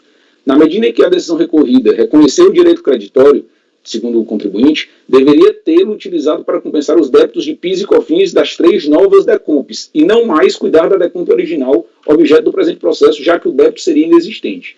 Por fim, requer a reforma parcial da decisão para que seja desconsiderado para a DECOMP número tal e aplicado o crédito reconhecido às 3 DECOMPs transmitidas que visam compensar os débitos de PIS e COFINS. Alternativamente, requer a conversão do julgamento em diligência. Passando ao voto, o recurso é tempestivo e preenche de mais requisitos. A matéria em litígio cinge-se a respeito do direito creditório que a unidade de origem, após intimar o contribuinte, não reconheceu em razão de ter localizado inconsistências entre o PERDECOMP e a DIPJ no período. Em que pese a ausência de atendimento à intimação por parte do contribuinte, a DRJ, sob o abrigo do princípio da verdade material, enfrentou a matéria com o intuito de rever a análise do direito creditório, avaliando a DIPJ no calendário 2005 ativa nos bancos de dados da Receita Federal e as informações prestadas pelas fontes pagadoras mediante DIF. Concluiu a decisão recorrida pelo reconhecimento do direito creditório no montante de 169 mil, exatamente o valor informado no PERDECOMP ora em análise, e homologou as compensações até o limite do crédito reconhecido. Compulsando-se os autos, localiza-se tão somente o PERDECOMP 310106, e que, de acordo com as alegações do contribuinte, não teria débito a ser compensado, razão pela qual utilizou-se do mesmo crédito para compensar outros débitos. Não obstante, o despacho decisório cita também os outros 3 PERDECOMPs transmitidos que visam compensar débitos de PIS e COFINS. Acontece que o recorrente visa discutir o débito do PERDECOMP, uma vez que entende que o débito ali declarado seria de RPJ no calendário 2005, porém, ao realizar o fechamento do exercício, constatou prejuízo fiscal no calendário 2005, não havendo que ser compensado. Ora, a integralidade do crédito pleiteado foi reconhecido pela decisão recorrida, limitando a insurgência do recorrente a análise da existência do débito, que após ter sido por ele declarado em DECOMP, afirma inexistir. Resta patente que o crédito foi utilizado em duplicidade pelo contribuinte, não havendo como lhe assistir razão. Apesar da ciência de decisões divergentes no âmbito deste Conselho, existindo inclusive decisões da Câmara Superior em que autoriza a análise da existência do débito nas DECOMPs apresentadas, não me filiou a essa corrente. Entendo que o PERDECOMP é um instituto que traz diversas benesses ao contribuinte, que deve ter o cuidado e a atenção necessária quando do seu preenchimento, possibilitando tão somente, em casos extremíssimos, a eventual verificação da existência do débito. No presente caso, merece destaque novamente o fato que a DRF intimou o contribuinte antes da aprovação do despacho decisório, oportunizando a ele que procedesse com ajustes e retificações para vir a ter a homologação das compensações que apresentou. Entretanto, nada foi respondido em relação àquela intimação, não podendo o contribuinte se valer da sua inércia para impor à Fazenda Pública a busca pela verdade material a qualquer custo. Detinha o recorrente meios próprios para pedir o cancelamento da DECOMP original, que transmitiu. Porém, ao ter sua retificadora não admitida, procedeu como se a original tivesse sido cancelada, o que não ocorreu em hipótese alguma. A retificadora não admitida faz com que a original mantenha sua plena eficácia. Pelo exposto, voto por conhecer do recurso voluntário no mérito negar de provimento. É discussão de débito, Eu sei que tem divergência, mas eu acho que aqui a Fazenda, a autoridade fiscal intimou, apresentou, deu o campo para que o contribuinte se manifestasse, e ele simplesmente, quando a retificadora não foi aceita, ele, então essa daqui não existe essa declaração, e transmitiu uma nova utilizando o mesmo crédito. Então eu acho que, na minha visão, em que pese a análise de débito, ele teria que ter tido o zelo adequado para cancelar aquela original. Eu concordo aí com o relator, até porque qual seria o valor do débito? Quanto ele declarou? Quanto era realmente zero? Eu não tenho nem como verificar isso aqui. Eu vou baixar em diligência para a unidade de origem verificar qual era o débito do contribuinte, se estava em duplicidade ou não. Acho que isso é uma questão de revisão de ofício. Nessa seara, eu acho que a gente analisa o débito naquela questão quando a gente está falando das regras para o encontro de contas. Agora, analisar um débito confessado, se ele confessou errado ou não, para mim isso aí está na seara da revisão de ofício, competência da unidade de origem. Não adentraria. Eu acho que a questão passa um pouco também por o que se diz, quanto à inexistência ou excesso do débito aqui. Aqui, na verdade, é uma mera alegação. O doutor falou, né? Teve até intimação ao contribuinte, efetivamente. Porque os outros casos, tem alguns casos em que, na verdade, você se leva, tem indícios em que realmente o débito nem existia. Aí, ou seja, eu não estou vendo aqui, né? Porque, na verdade, foi rejeitada a retificadora aqui, ele começou a usar, efetivamente, em outro momento, né? Em outra conta, pelo decomp.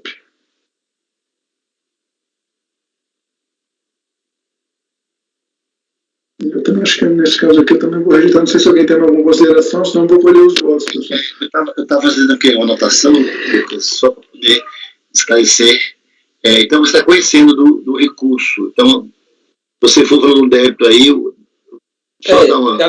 Eu até anotei aqui que, no meu entendimento pessoal, aqui nem se conheceria do recurso voluntário, porque a discussão é meramente de débito. Mas como a turma tem um entendimento e tem decisão da Câmara Superior de que o débito em eventuais situações pode vir a ser analisado, eu conheci do recurso, mas o crédito que foi pleiteado foi integralmente concedido já. Na minha visão, ele não teria eventual interesse de agir.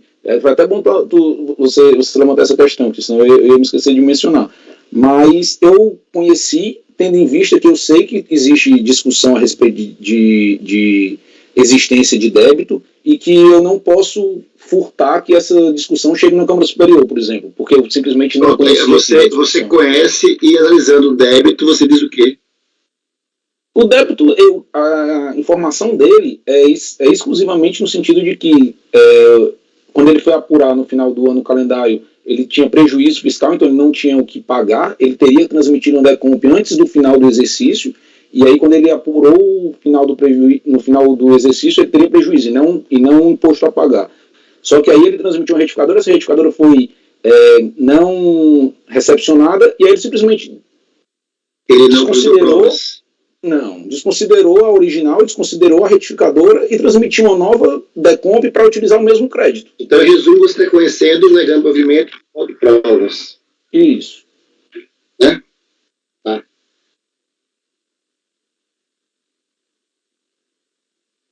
Pessoal, então eu vou colher os votos, já que o debate se encerrou. A doutora Giovana, então você está conhecendo o recurso, mas ele acha que, na verdade, o que tem aqui não é suficiente para que se sustente a segunda decomp que o contribuinte fez, uma vez que a primeira retificada não foi aceita, né?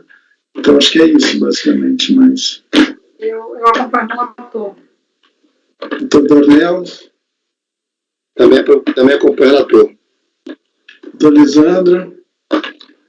Oi, relator, presidente, acho que realmente abrir essa porteira causará um grande transtorno para o CARF, no sentido de transformar o contencioso aqui numa unidade de origem, onde vai avaliar essas incorreções, que é típica de delegacia mesmo. Então, eu acompanho ela.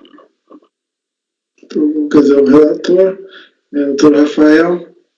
Acompanho, presidente. Doutor Marcelo? Também, presidente, eu acompanho. Doutora Mauritânia? Com o relator, presidente. Eu também vou acompanhar o relator. Eu até tenho, em alguns casos, aberto mão de assim, concluído por analisar o débito em cima, mas nesse caso aqui não. O que se diz lá é que a gente poderia, no PAF, analisar o débito em si. Não existe nenhum tipo de obrigação que se analise em si. Só ressaltando, o relator está conhecendo do recurso, está analisando o débito, mas analisando a situação e o pó de prova não está reconhecendo. Sim. Okay. Tá. Exatamente isso. Mas é que às vezes o problema é que o procedimento legislativo é quando tem indícios suficientes, se converte em diligência, né? Efetivamente, então, para se ver se realmente é real, se não é o débito. Mas eu acho que não tem. No meu voto eu faço até a ressalva, que tem um entendimento que eu não me filio, mas eu conheço justamente porque a turma conhece das razões dessa discussão. Então, eu conheço por colegialidade, vamos dizer assim, né? Aqui eu sei que todo mundo já discute isso, tem decisões da Câmara Superior falando sobre o assunto, então eu me curvo a esse entendimento, mas as razões não são suficientes para análise, para reconhecer que esse débito não existe. Tá bom, tá ótimo. Eu também então acompanho também. Então ficou por unanimidade de votos, os 52, conhecer o recurso voluntário numérico negar provimento ao recurso. Tá bom, doutor Jean? Acho que ficou claro, né? Sim, muito obrigado. Obrigado, boa tarde. Fabiana? Sim, presidente. Vê se a patrona dos 54 e 55 já está presente. Ela já está na sala de espera. Tá bom. Então nós vamos jogar agora 54 e 55. Pode convocar a patrona, por favor. Ok.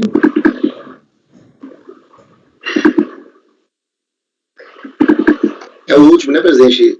É a última sustentação dessa reunião. Dessa reunião toda.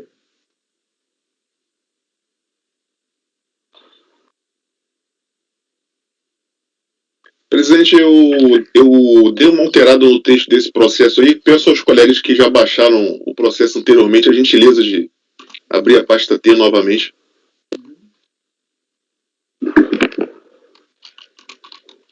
São iguais, Rafael, 54 e 55? São também, Giovana. Obrigada. Pessoal, acho que hoje vai dar para a gente buscar alguns que ficaram para trás, viu? Que depois acho que não tem muitos independentes, não. Então, a gente sai com um saldo, um déficit menor hoje.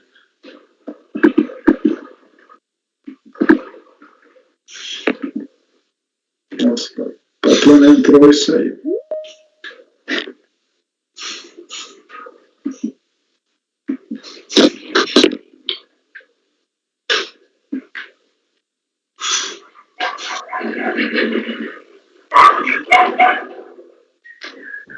Patrona convocada. Olá, doutora Natasha, boa tarde, bem-vinda. Muito obrigada, boa tarde a todos. Boa tarde. Boa tarde, doutora Natasha. Eu vou passar a palavra para o doutor Rafael, que é o relator. Ele vai fazer o relatório dos dois processos. Na verdade, um é repetitivo do 54. Ele está com relatoria minha, então ele vai apreciar os 54 e o resultado se replica no 55. E depois a senhora vai ter 15 minutos para sustentação oral e volta para ele proferir o voto, efetivamente. Ele vai só fazer relatoria no início. Então, doutor Rafael, tem 54 da pauta, HSJ Comercial S.A., para a relatoria do doutor Rafael Malheiros. Boa tarde, patrona, colegas. Item 54 da pauta. HSJ. Trata o presidente de análise de recurso voluntário interposto em face de acordo de autoridade julgador de piso que considerou a manifestação de conformidade improcedente, tendo por resultado direito creditório não reconhecido. Foi lavrado despacho decisório em que foi apreciada a declaração de compensação, por intermédio da qual o contribuinte pretende compensar débitos de sua responsabilidade com crédito decorrente de pagamento devido ao maior de tributo, CSL, Código de Arrecadação 6773, concernente ao PA 12 de 2011. A decompra não foi homologada, não sendo reconhecido o direito creditório a favor da interessada, ao fundamento de que os pagamentos informados foram integralmente utilizados para a quitação de débitos seus, não restando crédito disponível para compensação. Cientificado, o contribuinte apresentou manifestação de conformidade, alegando em síntese que o suposto crédito a compensar decorria de recolhimento indevido ao maior do período de apuração de dezembro de 2011, tendo por referência o valor da contribuição devida, informado em DCTF retificadora, sendo supostamente errôneo o valor declarado em DCTF original. Sobre a deliberação da DRJ, lavrada em sessão no dia tal de que se cientificou o contribuinte no dia tal, cuja ementa foi vazado nos seguintes termos: CSL, decomp crédito em deferimento. Pendente nos autos a comprovação do crédito indicado na declaração de compensação, impõe seu deferimento. Direito creditório, onde da prova. Incumbe ao sujeito passivo a demonstração acompanhada das provas hábeis da composição e existência do crédito que alega possuir junto à Fazenda Nacional para que seja feita sua liquidez e certeza pela autoridade administrativa. Compensação tributária. Apenas crédito líquido e certo são passíveis de compensação conforme artigo 170 do CTN. E resignado, o contribuinte apresentou o voluntário em que sustenta que tal entendimento não pode subsistir, em síntese pelas seguintes razões. As declarações apresentadas são documentos oficiais. Essas mesmas declarações que não foram aceitas têm o poder de constituir crédito tributário. Havendo dúvida pela autoridade administrativa quanto à veracidade das informações apresentadas, caberia a esta, ao menos, baixar o processo em diligência. Observe-se que a própria DRJ aceita a apresentação de livros contábeis, que também são elaborados pelo contribuinte, mas ao mesmo tempo rechaça as declarações apresentadas sob o único fundamento de que justamente seriam elaboradas exclusivamente pelo contribuinte. Além disso, a recorrente está obrigada a entregar o SPED, assim como a escrituração contábil e fiscal digital, de modo que todas as informações necessárias para a averiguação de suas alegações já se encontravam à disposição da autoridade fiscal para consulta. Não obstante, estão sendo acostados nesse momento os seguintes documentos. E refere recibo de entrega da ECD e FConte, razão de despesas, razão de receitas, LALUR e LACS, DRE, DPJ, DCTF, balanços patrimoniais, balancete, comprovantes de arrecadação da CSL e PERDECOMP. Esse é o relatório, presidente. Obrigado, Rafael. Natasha, então 15 minutos para a sustentação oral. Claro. Muito obrigada. Boa tarde a todos. Como bem relatado pelo relator, o caso é simples, né? É um caso de compensação cujo crédito não foi reconhecido em razão de um erro na DCTF que foi posteriormente corrigido pelo contribuinte, tá? Era um crédito de um pagamento de CSLL pago a maior. No balanço e no livro sempre esteve no valor correto, inicialmente apurado, tá? E por um erro realmente no preenchimento da DCTF, acabou que esse crédito, ao invés de 746 mil, foi lançado como 800, né? 835. Então, gerando aí, acabou que a empresa fez o pagamento no valor que ela, né, declarou na DCTF de forma equivocada, então gerou aí esse crédito de uma CSLL paga maior. E, pois bem, assim que verificou, fez a retificação e tudo mais, e fez o pedido, né, transmitiu a PERDECOMP, porém ela não veio a ser homologada em razão, né, da Receita ter considerado apenas a primeira DCTF, que vinha com um valor errado.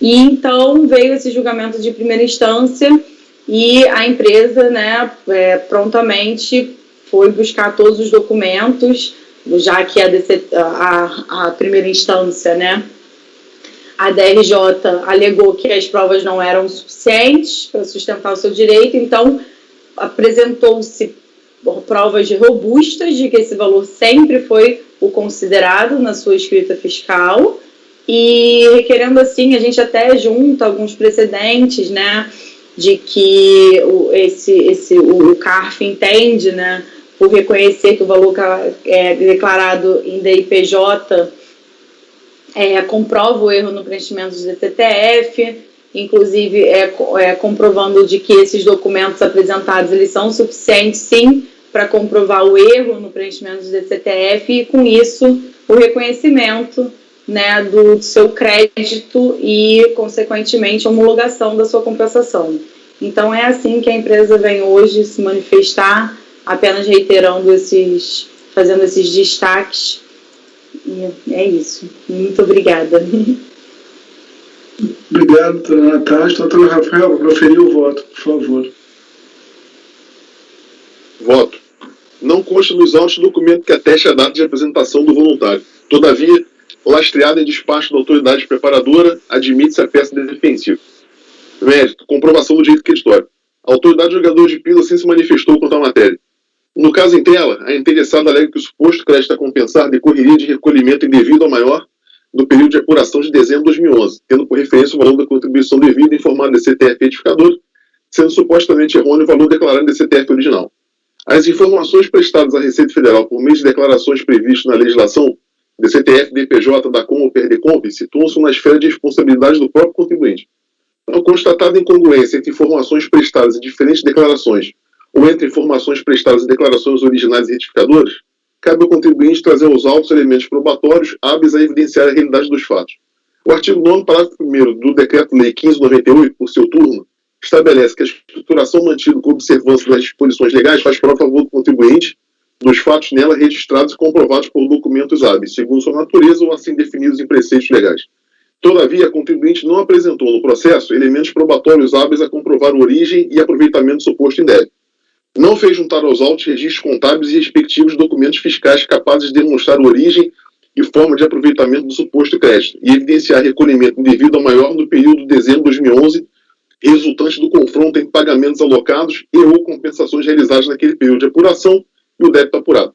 Os documentos juntados aos autos, as folhas 1459, cópias de declarações prestadas à Receita Federal, DCTF original retificador e DIPJ documentos de arrecadação, embora relevante, possuem valor apenas indicativo e mostram-se insuficientes a adequar a instrução probatória dos autos.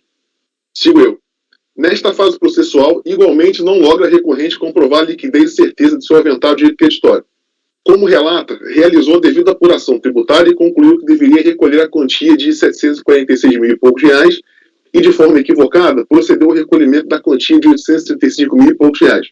Por ocasião da apresentação de manifestação de inconformidade, a fim de justificar tal erro, exibiu apenas as declarações referidas pela autoridade julgadora de piso, não fazendo a prova requerida pelo parágrafo 1º do artigo 9º do Decreto-Lei 1598, para que pudesse embasar a retificação da DCTF.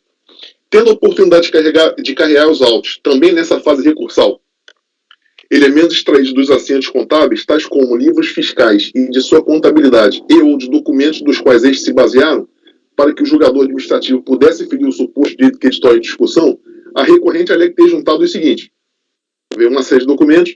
Então, compulsando aos autos, infere-se que os documentos, ali que eu numero de 1 a 9, ou seja, recibos de entrega da contabilidade do FCONT 2011, razão de despesas de dezembro de 2011, razão de receitas de dezembro, LALUR e LACS, termo de abertura, demonstrativo do lucro real, demonstrativo do lucro contábil e demonstrativo da base de cálculo da CCL, não foram apresentados. Os restantes documentos, ali de 10 a 19, que eu numero, ou seja, DRE, DPJ, DCTF, balanços patrimoniais, balancete, comprovante de arrecadação e PRDCOMPS, já foram apresentados. Os elementos relacionados às folhas 251 a 404 são idênticos aos que acabaram de ser apontados. Ou seja, novamente foram juntados os mesmos documentos, já apreciados pela autoridade de julgadores de primeira instância. Uma vez mais, como afirmou a autoridade de julgadores de piso, a recorrente não fez juntar aos autos registros contábeis e respectivos documentos fiscais capazes de demonstrar a origem e forma de aproveitamento do suposto crédito e evidenciar recolhimento indevido ao maior no período de dezembro de 2011, resultante do confronto entre pagamentos alocados e ou compensações realizadas naquele período de apuração e o débito apurado. A interessada afirma que a apuração da CCL foi realizada da seguinte forma, sem apontar o motivo pelo qual a primeira apuração do tributo redundou em 865 mil e poucos reais e a segunda apuração seria correta. Segue o quadrinho elaborado pelo contribuinte. A seguir, menciona a apuração do lucro real no valor de 34 milhões e poucos reais, descrito no LALUR, e a apuração da base de cálculo da CCL no valor de 34 milhões e poucos reais, descrito no LALUR. Livro fiscal este que também não foi carreado aos autos, e sugerido pela própria contribuinte, como se viu. Após a luz de apuração do valor total devido a título de CCL do período, ou seja, 3 milhões e poucos mil reais, colacionando extrato de documento não carreado aos autos. Ou seja, esse extrato só consta da peça defensiva. Ao fim, reporta ao recolhimento da CCL, paga por estimativa no ano de 2011, código número 2484, que é diverso do recolhimento analisado pelo despacho decisório, referente ao Código de Receita 6773, que, ademais, não foi contestado pela fiscalização. Quanto à diligência requerida pela recorrente, diga-se que a atuação de ofício por parte da autoridade julgadora ao determinar sua realização, entendê-la necessária, tem por escopo a complementação ou obtenção de esclarecimentos sobre as provas que já foram trazidas aos autos pelo próprio sujeito passivo. Assim, mesmo em observância ao princípio da verdade material, o julgador não pode substituir o sujeito da relação e invocar para si a responsabilidade no que diz com a produção probatória em favor do sujeito passivo, quer seja porque ele deixou completamente fazê-lo, quer seja porque o fez de forma suficiente, sendo negligente com seu ônus, pelo que se indefere a solicitação de diligência. Conclusão, por todo exposto, conheço do recurso voluntário negando-lhe provimento. É o voto, presidente. Obrigado, doutor Rafael. O pessoal está aberto aí para debate e esclarecimentos. Eu cheguei até aí agora nas provas aqui, mas realmente tem uns extratos aqui de ECD, balanço, balancete, mas nada que consiga estabelecer uma correspondência entre esse valor da CSLL ou a contabilidade da empresa. Nem tem, né, o Diário Razão nem o LALUR, né? Aqui, fala que junta o LALUR e o Razão, mas não tem, é isso, né? Não tem, Marcelo. Pois é, eu comecei a ver o relatório ali, eu digo lá, então agora vai ser caso de diligência, porque tem toda a escrituração contábil, mas quando eu vi o voto, Pelo relatório parece ter tudo. o bloco do 1 ao 10 é justamente a escrituração que demonstraria o valor. E o de baixo são as declarações e mais o balanço patrimonial, que não vê apuração, que já estava nos autos, né? Na verdade, é exatamente isso, porque eu estou vendo aqui, não sei se isso não é processo, se você for olhar o que foi juntado efetivamente, tem acho que são 1, 2, 3, 4, 5, 6, 7, são uns 10 anexos, mas os contábeis que tem aqui, tem um DRE, CD, balanço CCD, balanço nossos aplicativos e balancete, mas que não tem nenhum tipo de correspondência, nem para o livro em si, apesar de ser CD escrito aqui, na verdade, tem são saldo das contas, né? Na realidade, não tem nenhum esforço de correspondência entre esse valor de CSL que está se alegando aqui e esses elementos aqui que eu tenho nos autos. Eu estou aqui no meu processo, mas porque eu também fui ver se não tinha, né? Como a gente. Mas achando bem complicado. Não sei se vocês estão vendo aí, tem uma DRE-CD, balanço com notas explicativas. Aí tem um balanço assinado pelo contador, que na verdade não me dá nenhum tipo de cruzamento para o baixo cálculo CSNL, né, que ele para no resultado ali. Oi, licença. Mas eu não sei em que página, tá? Mas o balanço patrimonial, ele diz direitinho a CSLL a recolher, e é o valor que a gente retificou depois, entendido como devido, que é o 746. A gente até destacou no memorial, porque realmente acabou que a manifestação de conformidade e o recurso foram feitos pelos advogados anteriores, mas na análise do caso e agora na apresentação do memorial, a gente viu que o balanço traz direitinho o valor da CSLL. Posso resgatar aqui em qual página tá, mas a gente colocou no memorial, não sei se vocês receberam, não sei se chegou até vocês, mas tem ali sim o valor da CSLL direitinho, que é o valor correto. Mas, doutora, obrigado pelo esclarecimento, mas só que, na verdade, isso aí não é suficiente, né? Na verdade, a gente tem que chegar no livro valor, adição, exclusão. Isso, é como se chegou nesse valor. Isso aí é o resultado final da apuração. E por isso que precisaria do razão e do valor. Exatamente. O resultado final da apuração está correto. Eu tinha entendido que eles tinham sido juntados. Olha, a gente até pegou aqui um segundo. No processo não está. Não está. Na folha 249 tem o SPED, né? Que é a demonstração. Mas aí você está dizendo o LALU, né? Só tem a demonstração de resultado. Nem o livro em si está aqui. Entendeu?